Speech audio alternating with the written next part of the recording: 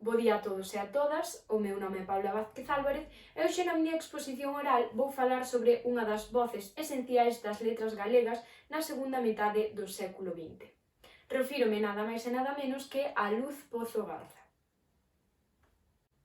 A escritora naceu en Ribadeo en 1922, onde viviu durante toda a súa infancia alternando a súa estancia entre esta localidade e a de Viveiro.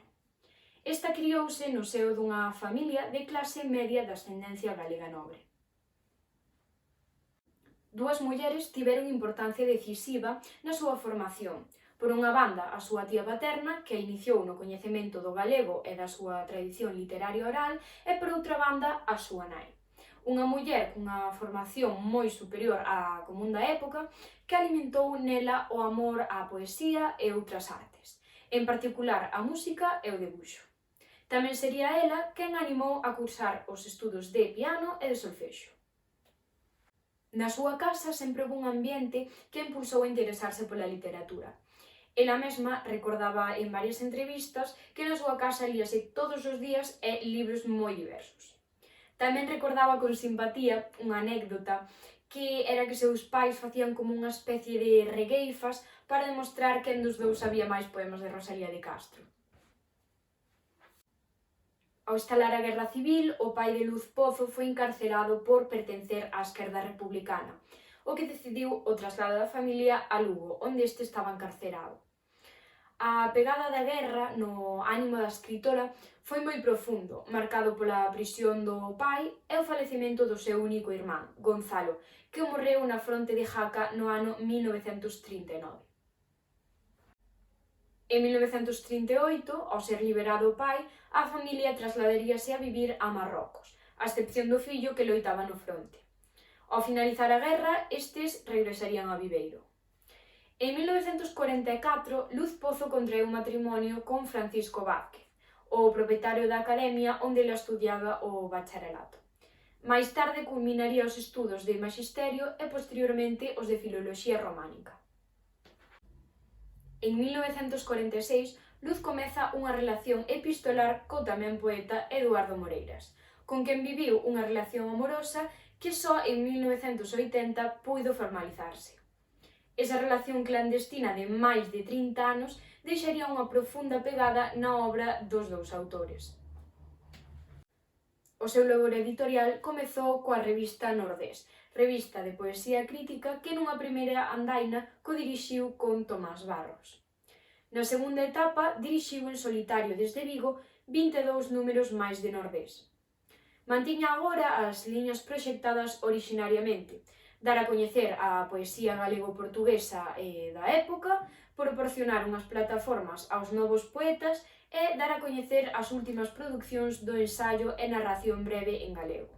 Cunqueiro, Neira Vilas, Dieste... Posteriormente pasaría a dirixir Clave de Orión, herdeira da revista Nordés, que naceu en 1995 como cabeceira independente. A traxectoria da poeta foi recoñecida en numerosas ocasións con galardóns como a Medalla Castelao, o Premio Celanova, o Premio Laxeiro ou o Premio Trasalba. Por desgraza, esta gran escritora deixounos o pasado 20 de abril á idade de 97 anos. E un dato que me sorprendeu moito foi que a súa última publicación, Pazo de Tor, foi en 2019. É dicir, que con 96 anos esta muller todavía seguía a traballar naquilo que a apaixoaba. E con isto creo que podedes facervos unha idea do gran amor que esta muller lle tiña á literatura. E a continuación ímonos introducir na súa obra. Ben, Luz Pozo pertence á promoción do Enlace, que está formada por poetas nados na década dos 20. A súa poesía caracterízase por unha temática existencial e anguriada e polo compromiso social. Tamén se caracteriza por unha formación autodidacta e a carencia de modelos lingüísticos en galego e unha práctica do bilingüismo. De feito, Pozo compaxinou o galego e o castelán, aínda que desde 1976 esta decántase exclusivamente polo galego. a excepción do libro Sol de Medianoche, publicado en 2013, no que esta muller recolle a súa dor pola recente morte da súa neta.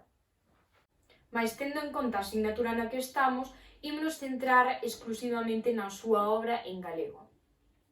A poeta inicia a súa carreira literaria en 1949 con Ánfora, libro de prosa poética que recrea un mundo de paganismo, sensualidade e enerxía vital. A súa incorporación ás letras galegas prodúcese en 1952, con O páxaro na boca, cuxos poemas se centran no tema amoroso e na paisaxe e costumes de Galiza. Iníciase aquí a temática intimista amorosa que será a materia fundamental da súa obra poética. No Páxaro na boca, o canto íntimo de muller namorada está tinguido dunha forte sensualidade, na que participan todos os elementos da natureza. Os suxeitos do amor, o eu e o ti, preséntanse a través de imaxes relacionadas coa terra e co aire.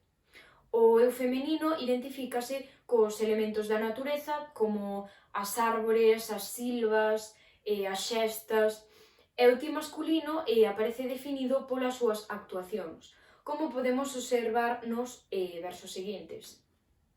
Os teus paxaros choven, miudiño, sobre das miñas árbores e tamén sobre destes meus beizos que che cantan. Eu fago conta de que son de terra ou son unha silveira no teu colo, na túa beira de aire e peixes louros, recibindo o sabor da túa paisaxe, húmidas aves novas do teu peito. Aquí estou, meu amor, aquí me choves. Posteriormente, esta publicará o libro Códice Calistino, que ven sendo o resumo dunha existencia vivida no amor e para o amor, ameazado agora polas sombras do tempo e a morte. Vida e literatura mestúranse. O códice, símbolo da vida, garda no seu interior páxinas escritas que son testemunhas das vivenzas da poeta. Parte dos textos relatan a historia dunha paixón amorosa que comeza en Viveiro, pasa por Santiago e culmina en Vigo. O amor aparece agora como un refuxio construído para protexerse da dor e da existencia. É un espazo íntimo onde reina a luminosidade.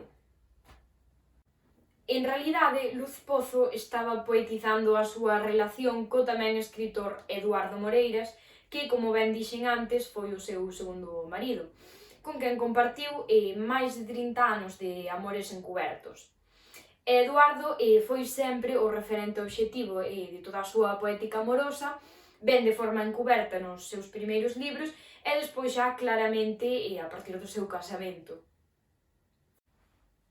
Prometo a flor de loto foi publicada en 1992 e trátase dunha elexía a Eduardo Moreiras, cuxa morte afecta profundamente á poeta. Esta obra trátase dunha declaración de amor máis aló da morte. Nel, a escritora fai reconto da vida en común da parella, repasando a historia vivida e reescribindo o relato amoroso anteriormente escrito dos amantes de Castrelos, para que o amor permaneza para sempre. E así, estes versos prolongan máis aló dos límites da carne o diálogo amoroso e a unión íntima, apoiándose na memoria nostálxica dun pasado xuntos e na pervivencia da infinitude. Ben, por outra banda, a poesía de Luz Pozo Garza bebeu con frecuencia na fonte de Rosalía de Castro, a quen rendeu homenaxe en obras como Vida secreta de Rosalía, publicada en 1996, ou tamén no seu discurso de ingreso na Real Academia Galega chamado Diálogos con Rosalía. A pegada de Rosalía de Castro volvería coa publicación de Medea en Corintio, que se trata dun longo poema dividido en dúas partes nas que se reescribe o mito grego de Medea. Mais a Medea pozogarciana foi profundamente galeguizada, facendo resonar nela os motivos rosalianos ou mediante outros detalles, como por exemplo a aparición das illas Cíes nos soños de Medea.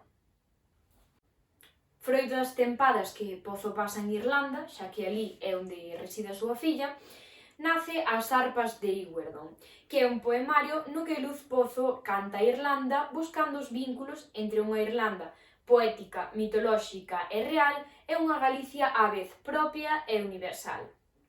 A voz que nos fala nos poemas quere convertirse en celebrante da fusión entre as culturas atlánticas.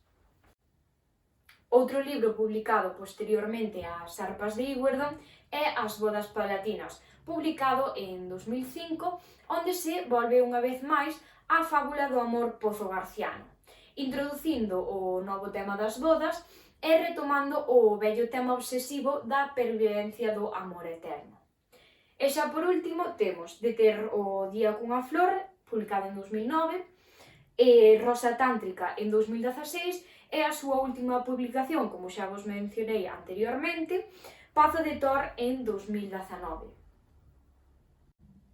Pois ata aquí chega a miña exposición sobre Luz Pozo Garza, que pese ao seu dobre condicionamento de ser muller e escribir nunha lingua pouco prestixiada no momento, foi quen de crear unha obra orixinal e persoal que merece ser destacada dentro do conxunto da poesía da segunda metade do século XX.